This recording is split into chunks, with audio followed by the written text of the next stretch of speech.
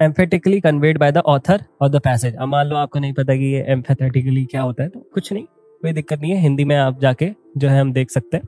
प्रभावपूर्ण तरीके से, without science mankind could not have continue to exist. मतलब साइंस नहीं होती तो मैनकाइंड होता ही नहीं, ऐसा कहना गलत है। साइंस नहीं होती तो मैनकाइंड का इवोल्यूशन जो अभी हुआ है एज अ पावरफुल स्पीशी, वो उतनी रफ्तार से नहीं होता।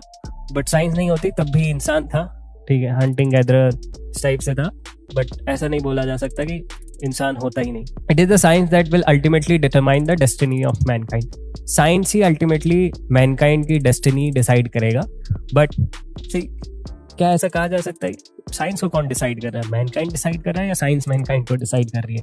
तो आप जब अगर यहाँ पे मान लो कि आप कंफ्यूज्ड हो, ठीक है, तो आप पैसेज पढ़ सकते हो, बट अल्टीमेटली आप देखो कि जब आप लॉजिकली सोचोगे कि मैनकाइंड है जो साइंस को एक्चुअली डिसाइड कर रहा है, और वही अपनी डेस्टिनी भी डिसाइड कर दे रहा है साइंस के थ्रू, ठीक है। जैसे मैनकाइंड न्यूक्लियर बॉम्ब को डिसाइड कर रहा है, फिर वही न्यूक्लियर बॉम्ब और उस मैनकाइंड की डेस्टिनी भी डिसाइड कर रहा है।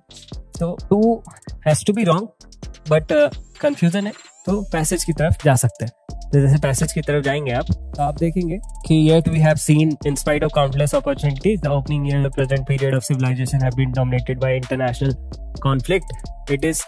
Is this the inevitable result of the progress of science, or does the fault lies elsewhere?